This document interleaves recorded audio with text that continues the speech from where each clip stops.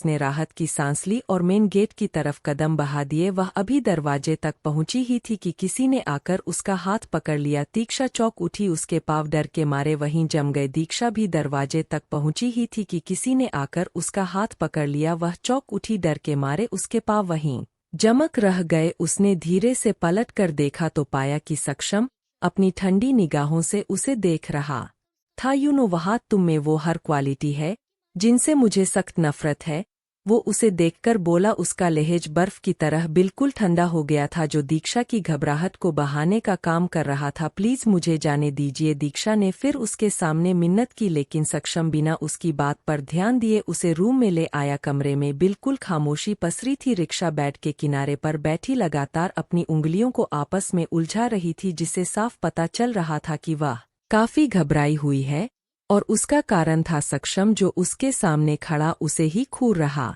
था। कुछ देर बाद किसी ने दरवाज़ा नॉक किया और अगले ही पल कर करण अंदर आया। उसने हाथ में कुछ पेपर्स थे जो उसने लाकर सक्षम को दे दिए। सक्षम ने उन पेपर्स को एक नज़र देखा और फिर करण को जाने का इशारा किया तो वह तुरंत चला गया। साइन करो इन पर, सक्षम ने कागज उसके करीब बैठ पर लगभग फेंकते हुए कहा। क्या है ये, दीक्षा ने उलझन से पूछा। तुम्हारे बच्चे की जिंदगी है, इसमें तुम ट्रीटमेंट नहीं चाहती राइट, तो इन पर साइन करो और बचा लो अपने बच्चे की जिंदगी। मैं कुछ समझी नहीं, क्या कहना चाह रहे हैं आप? यह एक एग्रीमेंट है, इसमें लिखा है कि बच्चे के जन्म तक तुम मेरे साथ रहोगी, और जिस दिन तुम बच्चे को जन्म दोगी उस दिन के बाद तुम्हारा मुझसे और बच्चे से कोई रिश्ता नहीं होगा। इन शॉर्ट तुम अपने बच्चे को जन्म देकर हमारी जिंदगी से दूर चली जाओगी। सक्षम ने पेपर्स में लिखी हर एक बात दीक्षा को साफ साफ बता दी, जो सुनकर वह शौक रह गई। यह क्या बकवास कर रहे हैं आप? मैं क्यों अपना बच्चा आपको दूंगी, और आप होते कौन है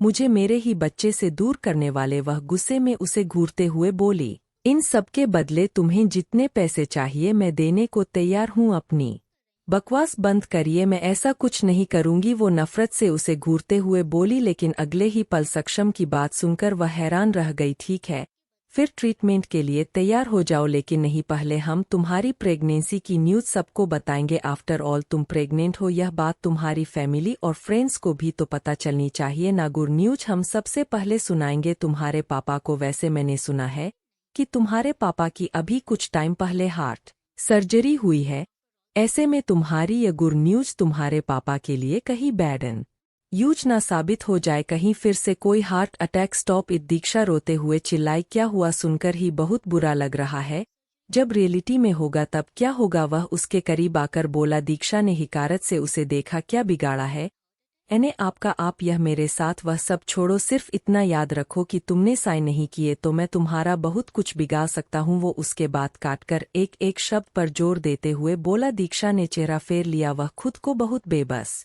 महसूस कर रही थी। तुम साइन नहीं करना चाहती, कोई बात नहीं, यह सारी फॉर्मेलिटीज हम मुंबई जाकर भी पूरी कर सकते हैं।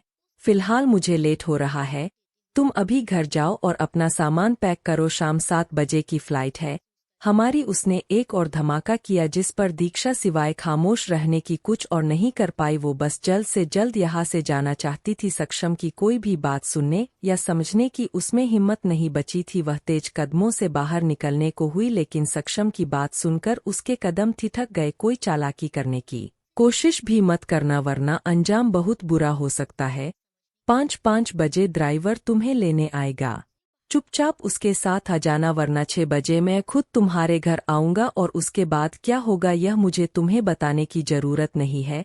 शायद उसने फिर से उसे अपने इरादों से आगाह किया, जिस पर दीक्षा ने कोई जवाब नहीं दिया और जल्दी से कमरे से बाहर चली गई। वह बाहर आई तो ड्राइवर कार के पास खड़ा उसी का इंतजार कर रहा था। दीक्षा को देखकर उसने जल्दी से कार का दरवाज़ा खोल दिया, लेकिन दीक्षा तो किसी और ही दुनिया में खोई हुई थी। उसने इन सब पर ध्यान नहीं दिया। मैडम, ड्राइवर ने उसे आवाज दी तो उसका ध्यान उस पर गया। वह कार का दरवाज़ा खोले हुए खड़ा था। मैं आपको घर छोड़ दूंगा मैडम, वह विनम्रतापूर्वक बोला। नहीं, मैं खुद चली जाऊंगी, दीक्षा फौरन मना करके आगे बढ़ गई। मैडम, सर का ऑर्डर है, प्लीज कार में बैठ जाइए, वो इस बार मिन्नत करते हुए बोला, जबकि सक्षम का नाम सुनकर दीक्षा का खून खोल गया। मैंने कहा ना, नहीं जाना है, एक बार में सम नहीं आता क्या? वह इस बार गुस्से में बोली तो ड्राइवर का फोन बज उठा। उसने फोन देखा तो करण की कॉल आ रही थी, जो देखकर उसने तुरंत फोन उठा लिया उधर से कुछ कहा गया तो ड्राइवर ने फोन दीक्षा की तरफ बढ़ा दिया, लेकिन दीक्षा ने लेने से मना कर दिया। मैडम प्लीज, ड्राइवर घबराया हुआ सा बोला तो दीक्षा ने फोन लेकर कान से लगा लिया तो उधर से सक्षम की गहरी आवाज उसके कानों से टकराई। ड्राइवर जो कह रहा है वो मानो और उसके साथ जाओ वरना उसकी नौकरी जाने की जिम्मेदार तुम होगी। Now choice is yours. वह फो काट चुका था, लेकिन दीक्षा जैसे अभी भी किसी सदमे में खड़ी थी। कोई इतना डोमिनेटिंग कैसे हो सकता है? वह चुपचाप थके कदमों से जाकर कार में बैठ गई। उसमें कुछ भी सोचने समझने की क्षमता नहीं बची थी। कुछ देर बाद ड्राइवर ने उसके घर के आगे कार रोकी तो वह जल्दी से कार से उतर गई। अपने बाल और चेहरा ठीक करके वह घर के अंदर चली गई। यह देखकर ड्राइवर भी वहां से चला गया। अरे आप आ गई, इतनी देर क्यों लगा दी? कब से आपका इंतजार कर रहे हैं।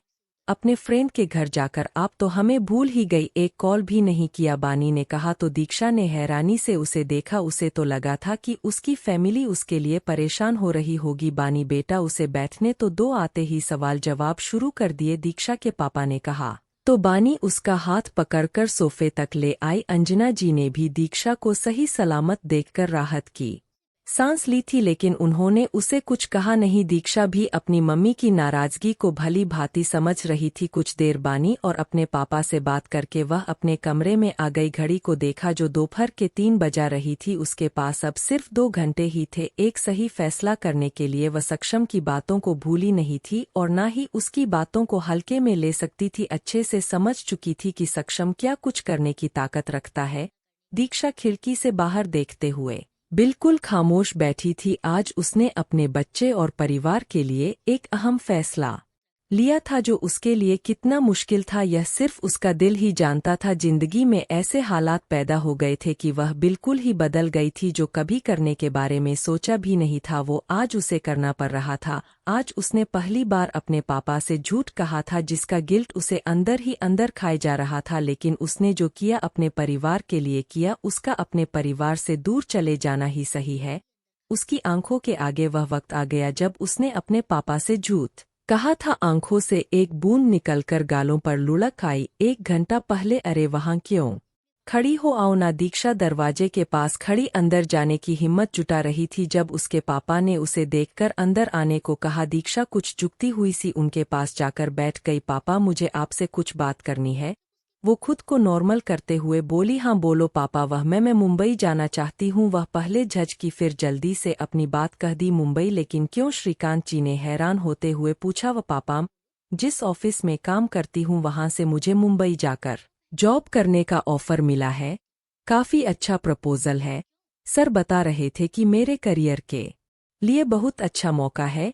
और फिर आप तो जानते हैं कि मैं हमेशा से ही मुंबई में जॉब करना चाहती थी। तो क्या मैं मुंबई जाकर जॉब कर सकती हूँ? दीक्षा नजरें नीची करके उनका हाथ अपने हाथ में लेकर बोल रही थी। अपने पापा से झूठ बोलने के गिल से उसकी आंखें झुक गई थी। दीक्षा हम तुम्हारे बिना। श्रीकांत जी उसकी बात सुनकर परेशान हो गए थे। पापा सिर्फ 1 साल की बात है, उसके बाद वो लोग मेरा ट्रांसफर यही दिल्ली में कर देंगे। सिर्फ 1 साल की बात है पापा, फिर मैं आपको छोड़कर कहीं नहीं जाऊंगी। उसकी आंखों में नमी आ गई थी।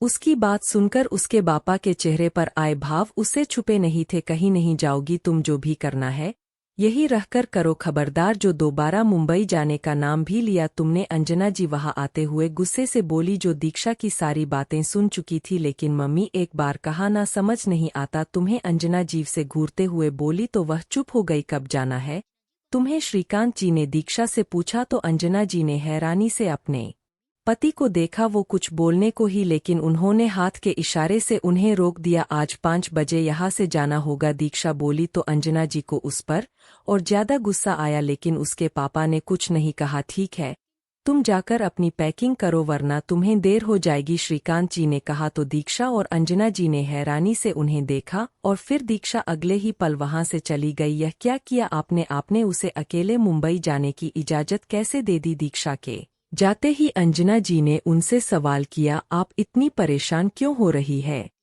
उसके जाने से वह तो हमेशा से ही मुंबई जाना चाहती थी, यह बात तो आप भी अच्छे से जानती है ना। फिर इस बताव का कारण? हाँ लेकिन अब हालात बदल चुके हैं।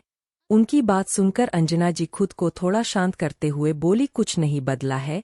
इंसान अपने सपने को नहीं भूल सकता। दीक्षा के साथ भी ऐसा ही कुछ है। उसने मेरी खातिर अपने सपने को भूलने की कोशिश की लेकिन वो उसे भुला नहीं पाई और आज जब उसे वह सप्ताह पूरा करने का मौका मिला है तो वो उसे मना नहीं कर पाई और सच कहूं तो मैं भी खुश हूं उसके इस फैसले से। मुझे भी कहीं ना कहीं ये गिल्ट होता था कि मेरी वजह से मेरी बेटी अपने करियर पर ध्यान नहीं दे पाए, लेकिन अब मैं खुश हूं कि उसने अपने बारे में भी सोचा। वो संजीदगी से बोले। अंजना जी खामोश हो गई। आगे कुछ भी कहकर वो उन्हें शक करने की वजह नहीं देना चाहती थी। आप शायद ठीक कह रहे हैं, मैं जरा दीक्षा को देखकर आती हूं। आप तो जानते हैं ना, उसे पैकिंग सही से नहीं होती, वो वहां से चली गई। क्या बकवास करके आए हो तुम अपने पापा से, और कहाँ जा रही हो तुम? दीक्षा अपना सामान बैग में डाल रही थी जब अंजना जी ने उसकी बाह पकड़कर उसे खुद की तरफ करके गुस्से से पूछा, मैं अब अपनी वजह से आपको और परेशान नहीं करना चाहती, इसीलिए मेरा यहाँ से चले जाना ही बेहतर है। दीक्षा फिर से अपना सामान बैग में रखते हुए बोली, दिमाग खराब हो गया है तुम्हारा? घर छोड़कर जाने की बात कर रही हो? एक बार सोचा भी है तुमने कि हम सब कैसे रहेंगे तुम्हारे बिना? सबकी भलाई का सोच कर ही कह रही हूँ मम्मी। आप प्लीज मुझे मत रोको, मेरा यहाँ से चले जाना ही सही है, और प्लीज पापा को कुछ मत बताइएगा, और हो सके तो मुझे इसके लिए माफ कर देना मम्मी कि मैं आपकी उम्मीदों पर खरी नहीं उतर पाई। दीक्षा अपने हाथ जोड़कर बोली तो अंजना जी ने आगे बढ़कर उसे गले लगा लिया। वह बहुत कुछ कहना चाहती थी लेकिन शायद शब्द भी नहीं मिल रहे थे। खुद को बहुत बेबस महसूस कर रही थी, यह सोचकर कि वह चाहकर भी अपनी बेटी का साथ नहीं दे सकती। मम्मी मैं ठीक हूँ और आगे भी ठीक रहूंगी। आप अपना पापा का और बानी का ख्याल रखना, मैं वहां पहुंचकर आपको कॉल करूंगी। यह मुश्किल वक्त है, जल्द ही निकल जाएगा। दीक्षा उनका हाथ अपने हाथ में लेकर बोली, हम अंजन जी ने सिर्फ इतना ही कहा और प्यार से उसका माथा चूम लिया। अपना ख्याल रखना,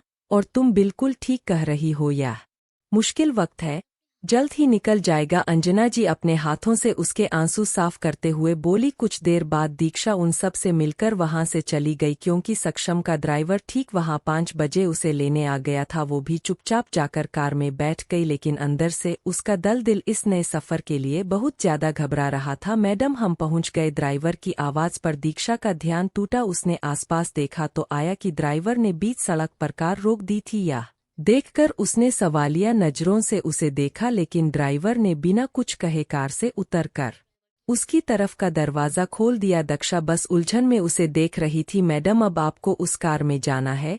ड्राइवर ने उसे कुछ दूरी पर खड़ी ब्लैक मर्सिडीज की तरफ इशारा करके कहा और उसका बैग कार में से निकाल लिया। दीक्षा उसकी बात सुनकर चुपचाप कार से उतर गई। वह भी क्या ही कर सकती थी सिवाय उसकी बात मानने के। वो दीक्षा उस कार के पास ले आया और उसका डोर ओपन किया। दीक्षा हैरान परेशान सी जैसे ही उसमें बैठने को हुई, उसमें बैठे सक्षम को देखकर ठिठक गई। वी आर गेटिंग लेट, जल्दी बैठो। सक्षम में जब उसे ऐसे ही खड़े देखा तो चुड़क बोला।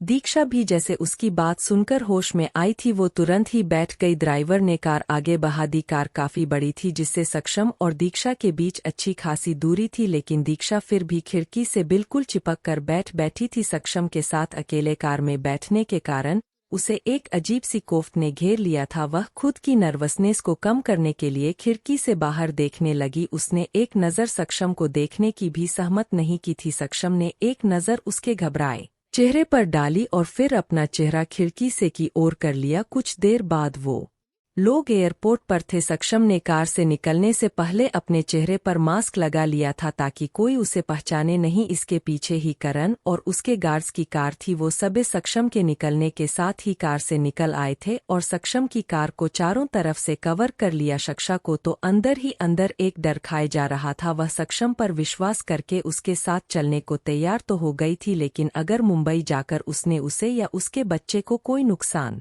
पहुंचाने की कोशिश की तो वह क्या करेगी, वो तो उसे जानती तक नहीं है। फिर भी वह बिना किसी विश्वास के, बिना किसी रिश्ते के उसके साथ जा रही है। उसका यह फैसला कहीं उसके लिए गलत ना साबित हो जाए। अब कार से निकलने के लिए तुम्हें इनविटेशन देना पड़ेगा क्या? सक्षम ने उसकी तरफ का दरवाजा खोलकर दांत पीसते हुए कहा तो दीक्षा ने चौंक कर उसे देखा। वह तुरंत हड़बड़ा आते हुए कार से उतर गई। सक्षम उसे घूरता हुआ आगे बढ़ गया। दीक्षा भी धीमे कदमों से उसके पीछे चलने लगी। वह अभी तक यह समझ नहीं पाई थी कि उसे सक्षम के साथ जाना भी चाहिए या नहीं। वो खुद में ही उलझी हुई धीरे धीरे चल रही थी। उससे कुछ दूर खड़ा सक्षम उसके चलने की गति देखकर चलती निगाहों से उसे घूर रहा था। उसके काफी सारे दुश्मन थे जो उस पर हमला करने का कोई भी मौका नहीं चकते थे। ऐसे में पब्लिक प्लेस पर उस पर हमला होने की संभावना ज्यादा रहती थी, इसीलिए वह जल्द से जल्द दीक्षा को लेकर एयरपोर्ट के अंदर चली जाना चाहता था ताकि उसकी वजह से कोई दीक्षा को हार्म ना कर दे। लेकिन दीक्षा की इतनी धीमी चाल ने उसे बहुत इरिटेट कर दिया था। दीक्षा गर्दन नीचे करके धीरे धीरे चल रही थी, इसीलिए उसने सक्षम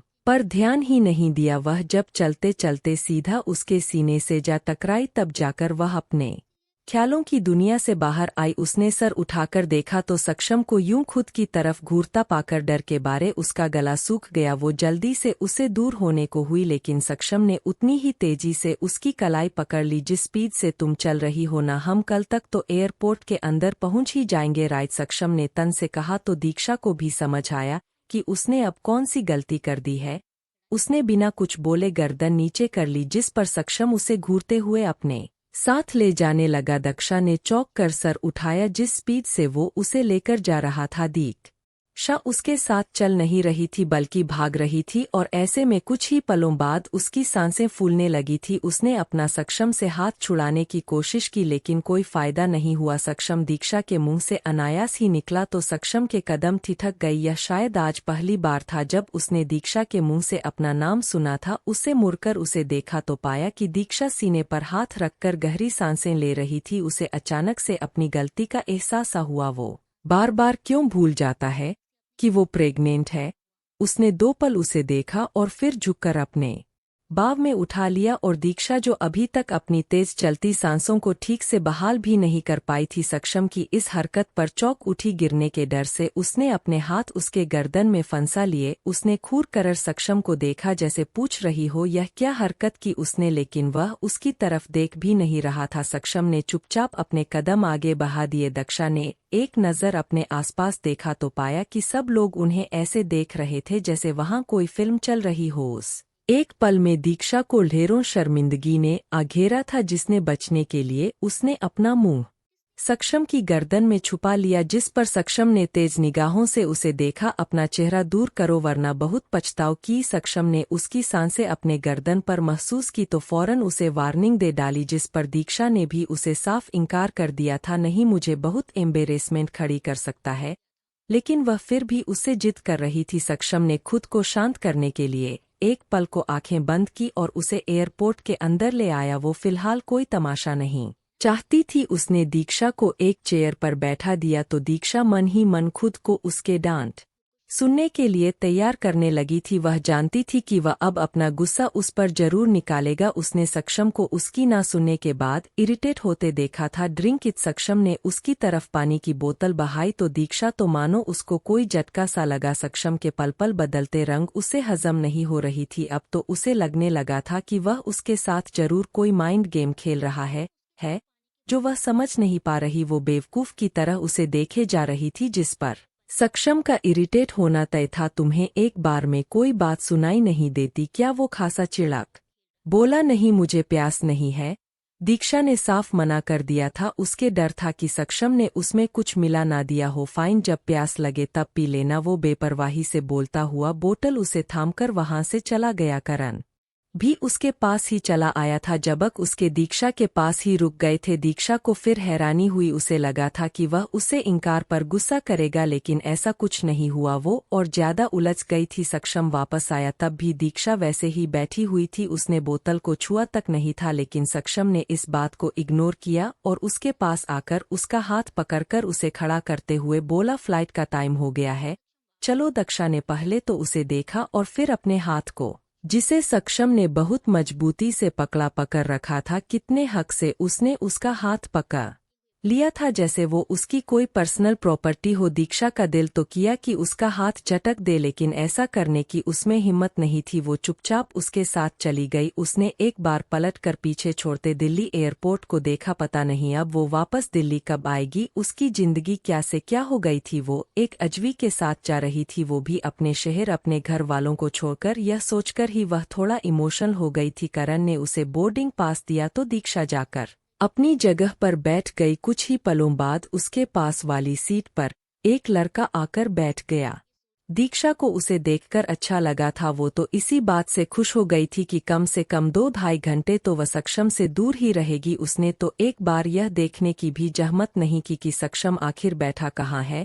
हे ब्यूटीफुल, व्हाट्स योर नेम? एक लड़के ने दीक्षा से पूछा तो उसने चौंक कर उसे देखा। वो लड़का मुस्कुराते हुए उसे ही देख रहा था कि देखकर दीक्षा ने तुरंत अपनी नजरें खिड़की की तरफ कर ली। उसने उसके सवाल को पूरी तरह इग्नोर कर दिया, लेकिन वह लड़का एक नंबर का फ्लर्टी और मुफर टाइप का इंसान था। दीक्षा ने उसे एक शब्द भी नहीं कहा, लेकिन वो लड़का उसे लगातार कुछ न कुछ कहे जा रहा था, जिससे दीक्षा बिल्कुल रुआसी हो गई थी। इतने सारे लोगों में उसका कोई भी अपना नहीं था जिससे वह अपनी प्रॉब्लम शेयर कर पाए। वह आकाश और अपनी फैमिली को बहुत ज्यादा मिस कर रही थी। अरे यार, कुछ तो बोलो। अच्छा यही बता दो कि क्या तुम अकेली हो क्या, इसीलिए इतनी चुप हो, या फिर तुम बोल ही नहीं सकती? वो लड़का फिर बोला, जिस पर दीक्षा ने अब भी कुछ नहीं कहा। स्टैंड अप सक्षम की आवाज पर दीक्षा ने उसे देखा, लेकिन वो उस लड़के को देख रहा था। उस लड़के ने बोहे स्कोर कर पूछा, हाँ तुम उठो यहाँ से, यह मेरी सीट है। लगता है आपको कोई गलतफहमी हो गई है, यह तो मेरी ही सीट है। वो पहले तो सक पकाया, लेकिन फिर मुस्कुरा कर बोला, आर यू श्योर? सक्षम उसकी तरफ एक कदम और बढ़ाकर कर्कश आवाज में बोला तो वह लड़का सकपका आ गया। वो तो दीक्षा को अकेला देखकर उससे फ्लोट करने के इरादे से यहाँ बैठ गया था, पर ना जाने क्यों किसी गैर लड़के का दीक्षा के साथ बैठना सक्षम को कहीं ना कहीं खल गया था। अब कुछ ही घंटों बाद में आप और हम सब मुंबई पहुंच ही जाएंगे, तो फिर सीट में क्या रखा है?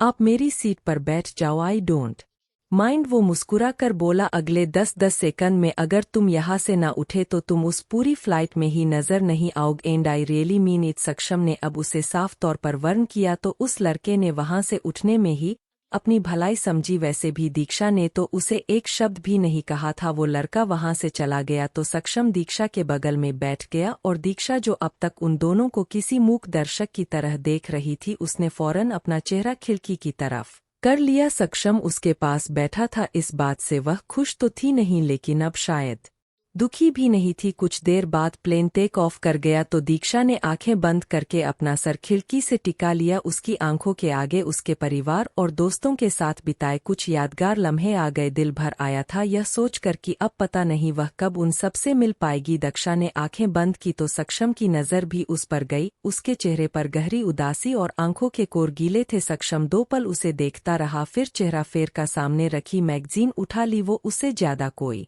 वास्ता नहीं रखना चाहता था। वो पूरी तरह मैगजीन में खोया हुआ था। जब दीक्षा का सर उसे अपने कंधे पर महसूस हुआ, उसने चिढ़कर दीक्षा को देखा, लेकिन उसे देखकर उसकी इरिटेशन कहीं गायब सी हो गई। वो गहरे नींद में सो रही थी, आंखों के कोर अभी भी गीले थे। सक्षम ने ना जाने क्या सोचकर अपना हाथ उसके चेहरे की ओर बढ़ाया और उसकी गीली पलकों को छू लिया। दीक्षा हल्का सा कसम सा आई तो सक्षम ने अपना हाथ पीछे खींच लिया। दिमाग में ख्याल तो आया कि वह दीक्षा को खुद से दूर कर दे, लेकिन वह ऐसा कर नहीं पाया। करीब 2 घंटे के सफर के बाद वो लोग मुंबई पहुंच गए थे। दीक्षा की नींद टूटी तो उसने खुद को सक्षम के बहुत करीब पाया। वो एक झटके से उसे दूर होकर बैठ गई तो सक्षम ने उसे देखा। सॉरी, मैं पता नहीं कैसे, दीक्षा कुछ घबराई हुई सी बोली, लेकिन दीक्षा की सोच के उलट सक्षम अब भी कुछ नहीं बोला। सक्षम दीक्षा को एयरपोर्ट के बाहर ले आया। दीक्षा का दिल बहुत घबरा रहा था। वह घबराई हुई सी अपने आसपास देख रही थी, पता नहीं अब वह उसे कहाँ लेकर जाएगा। ड्राइवर बाहर उनका इंतजार कर रहा था। सक्षम जाकर दीक्षा के साथ कार में बैठ गया। करण ने पहले ही सारे अरेंजमेंट्स कर दिए थे। सक्षम ने बीच का पार्टीशन गिरा दिया तो दीक्षा और डर गई। वह उससे एक अच्छी खासी दूरी बनाकर बैठी थी, लेकिन फिर भी उसका डर जरा भी कम नहीं हुआ था। सक्षम फोन स्क्रॉल कर रहा था और दीक्षा टेंशन में कभी उसे देख रही थी तो कभी बाहर। थोड़ी देर बाद दीक्षा ने खुद को संयमित कर अपने दिमाग में चल रहे सवाल सक्षम से पूछ ही लिया, आप मुझे कहाँ लेकर जा रहे हैं? उसके सवाल पर सक्षम ने अपना ध्यान फोन से हटाकर उसे देखा। उसके चेहरे पर डर और घबराहट को साफ तौर पर देख सकता था। वो कुछ बोला नहीं, बल्कि उसको पकड़कर और खींचकर उसे अपनी गोद में बैठा लिया। दीक्षा पूरी तरह चौंक उठी। उसने ऐसी किसी हरकत की उम्मीद नहीं की थी। वो उससे दूर होने के लिए छटपटा आई, लेकिन सक्षम ने उसकी कमर को मजबूती से पकड़ लिया। सिर्फ चंद घंटों में ही डर के मारे तुम्हारा यह हाल हो गया है।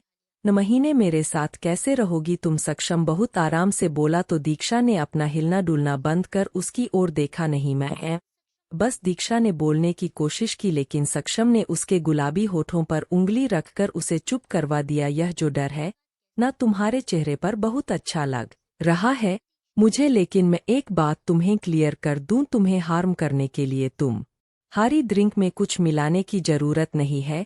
मुझे उसके लिए मेरे पास और भी बहुत से तरीके हैं, इसलिए बेहतर होगा कि ये फालतू बातें अपने दिमाग में ना लाओ वरना मेरे साथ सरवाइव करना बहुत मुश्किल हो जाएगा तुम्हारे लिए। शने उसके चेहरे पर अपनी उंगली फेर कर कहा तो दीक्षा ने अपना थूक घटक लिया। सक्षम ने उसकी कमर से हाथ हटाए तो दीक्षा फौरन उससे दूर होकर बैठ गई। उसका दिल अभी भी बुरी तरह घबरा रहा था। पूरे रास्ते चुपचाप बैठी रही। थोड़ी देर बाद ड्राइवर ने कालीशन से घर के आगे कार रोकी तो सक्षम फौरन कार से उतरकर अंदर चला गया। दीक्षा भी अपने तेज धड़क के दिल के साथ कार से उतर गई। 4 मंजिला वह खूबसूरत सा घर जो पूरी तरह सफ़ेद और सुनहरी रोशनी में नहाया हुआ था, उसे देखकर ही दीक्षा का मन अजीब सा हो गया। उसका बिल्कुल मन नहीं कर रहा था अंदर जाने का। वो बस यही सोच रही थी कि अगर सक्षम ऐसा है तो उसके घर वाले कैसे होंगे, वो लोग कैसे ट्रीट करेंगे उसे। वो वहाँ इसी कशमकश में खड़ी थी कि अंदर जाए या ना जाए। जब करण उसके पास आया उसने उसे अंदर चलने को कहा तो दीक्षा जगते हुए उसके साथ चली गई। सक्षम अंदर आया तो देखा कि उसकी दादी वहां पहले से ही मौजूद थी। आप यहाँ? सक्षम ने अपने दादी के पास आते हुए पूछा। हमें जब पता चला कि आप आ रहे हैं तो आपसे मिलने आ गई, वो उसके गले गले लगते हुए बोली। सिर्फ मुझसे मिलना था या किसी और से? दोनों से, वो मुस्कुरा कर बोली। मैं बहुत थक गया हूँ, गुड नाइट। सक्षम कहते हुए सीढ़ियों की ओर बढ़ गया। पीछे खड़ी राजश्री ने अफसोस से सिर हिलाकर रह गई। तभी उनकी नज़र दीक्षा और करण पर पड़ी। नमस्ते मैम। करण उनके पास आते हुए बोला। कितनी बार कहा है दादी, कहा कीजिए, आप भी हमारे लिए सक्षम जैसे ही है। सॉरी, लेकिन आप तो जानती है सर को अच्छा नहीं लगेगा मेरा आपको को दादी कहना। हाँ, लेकिन अभी वह यहाँ नहीं है। हमें अच्छा लगेगा अगर आप हमें दादी कहेंगे तो, और आप यहाँ आइए। वो पहले करण से और फिर दीक्षा से बोली जो चुपचाप उनकी बातें सुन रही थी। दीक्षा को झिझक हुई से उनके सामने जाकर खड़ी हो गई। राजश्री गहरी नज़रों से उसे देख रही थी। नाम क्या है? उन्होंने शक्ति से पूछा। दीक्षा, हम नहीं जानते कि सक्षम आपको क्या कहकर यहाँ लाए हैं, लेकिन इतना जरूर बता दें कि हमारे सक्षम का बच्चा हमें बहुत अजीज है और अब बच्चे के साथ साथ आप भी, इसीलिए आपको अपना बहुत ख्याल रखना होगा। आज से आप यहीं रहेंगी, हमने आपके रहने के सारे इंतजाम करवा दिए हैं। अब आप जाकर आराम कीजिए, थक गई होंगी। वो दीक्षा से प्यार भरे लहजे में बोली और किसी और को आवाज लगा दी। कुछ ही पलों बाद एक लगभग 27 साल की लड़की उनके पास आकर खड़ी हो गई। यह सरिता है, आज से यही आपकी सारी जरूरतों का ध्यान रख। अगर किसी भी चीज की जरूरत हो तो आप इन्हें बता सकती है। राजश्री जी उस औरत को दीक्षा से परिचय करवाती हुए बोली। सरिता, इन्हें इनका कमरा दिखा दीजिए। राजश्री ने उस औरत सरिता से कहा तो वह दीक्षा को अपने साथ लेकर चली गई। आपको क्या लगता है मैम, आई मीन दादी, यह लड़की सक्षम सर की लाइफ में अपनी जगह बना पाएगी क्या? करण ने दीक्षा को जाते हुए देखकर पूछा। पता नहीं करण, जितना आपने बताया है उस हिसाब से तो यह उन लड़कियों से बिल्कुल अलग है जो सक्षम के सर पर मंडराती रहती है। लेकिन आप तो जानते हैं ना, सक्षम जल्दी से किसी को अपनी जिंदगी में शामिल नहीं करते। इतना कहकर वह चुप हो गई। लेकिन हम इस लड़की को सक्षम की जिंदगी में शामिल करने की पूरी कोशिश करेंगे, क्योंकि हम यह बिल्कुल नहीं चाहते कि जो सक्षम निसहा वो उनके बच्चे को भी नसीब बने। उन्होंने मन ही मन कहा, यह है आपका कमरा, आज से आप यहीं रहेंगी। अगर किसी भी चीज की जरूरत हो तो आप बेझिझक मुझे बता सकती है। सरिता दीक्षा को एक कमरे में लेकर आते हुए मुस्कुरा कर बोली। दीक्षा ने कुछ नहीं कहा, वह बस खामोशी से खड़ी रही। तब तक एक नौकर दीक्षा का बैग लेकर आया। वैसे आपका नाम क्या है? सरिता ने उसे चुपचाप देखकर पूछा। दीक्षा, उसने अपना नाम बताया। बहुत प्यारा नाम है। अच्छा, अब आप आराम कीजिए, थक गई होंगी, वह मुस्कुरा कर बोली और कमरे से बाहर निकल गई। दीक्षा ने जाकर दरवाजा बंद कर दिया। इन सारे अनजान लोगों में उसे घबराहट हो रही थी। उसने वहीं दरवाजे पर खड़े होकर पूरे कमरे को देखा। काफी बड़ा कमरा था, जरूरत की हर चीज मौजूद थी वहां। पूरे कमरे में बड़ी बड़ी खिड़कियां थी जिनमें पर्दे लगे हुए थे। दीक्षा अपना सर झटक कर अपने बैग के पास आई, उसमें से अपने कपड़े निकाले और वहीं लेफ्ट साइड में बने बाथरूम में चली गई। राजश्री सक्षम के कमरे में आई तो देखा कि सक्षम काउच पर बैठा कोई स्क्रिप्ट पढ़ रहा था। वो उसके पास जाकर बैठ गई। दादी, आपको उस लड़के से ज्यादा हमदर्दी दिखाने की कोई जरूरत नहीं है। वो जितनी भोली दिखती है उतनी है नहीं। हमें किसी से कोई हमदर्दी नहीं है, बस आपके बच्चे की फिक्र है। आपके कहने पर उसे ले आया हूं अपने साथ, अब इससे ज्यादा और क्या एक्सपेक्ट कर रही है आप मुझसे? वह अब उनकी तरफ देखकर बोला, लेकिन ऐसे बिना रिश्ते तो क्या चाहती है आप? शादी कर लूं उससे? सक्षम उनकी बात पूरी होने से पहले ही खासा चिड़क बोला। हाँ, वह शांतिपूर्वक तरीके से बोले तो सक्षम की थोरियां चढ़ गई। उसका दिमाग भन्ना गया था।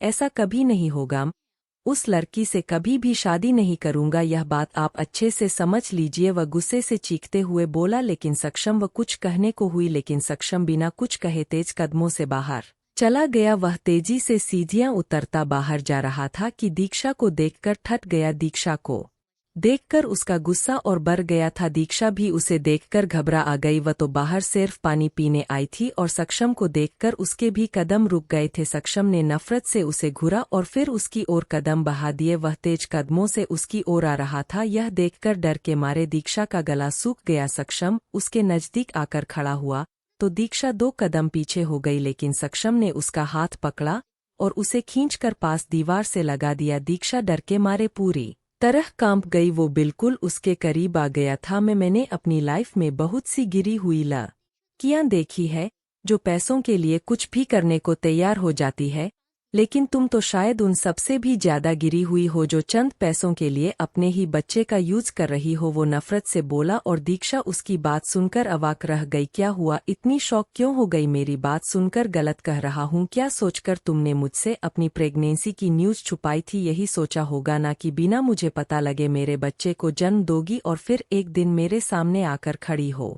जाओगी और मुझसे कहोगी कि मैं अपने बच्चे को अपना लूं ताकि तुम्हें भी मेरी जिंदगी में शामिल होने का मौका मिल जाए। लेकिन एक बात अपने दिमाग में अच्छे से डाल लो, तुम मेरी जिंदगी में कभी भी शामिल नहीं हो सकती, कभी होना भी नहीं चाहूंगी। दीक्षा उसकी बात बीच में काटकर उसकी आंखों में देखते हुए बोली तो सक्षम ने उसके हाथों पर अपनी पकड़ और मजबूत कर ली। दीक्षा को दर्द तो हुआ लेकिन वो सक्षम को जताना नहीं चाहती थी। तो फिर अपनी इस बात पर कायम भी रहना, मेरी लाइफ पर घुसने की कोशिश भी मत करना क्योंकि मैं यह बर्दाश्त नहीं करूंगा। वो बहुत कठोरता से बोला और उसे छोड़कर फौरन वहां से चला गया।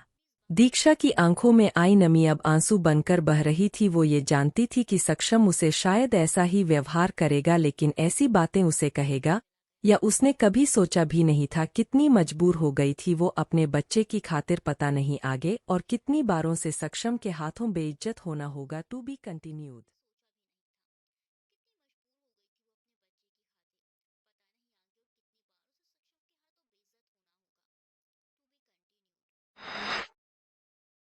अगर आपको वीडियो पसंद आए तो लाइक और सब्सक्राइब करना न भूलें। धन्यवाद।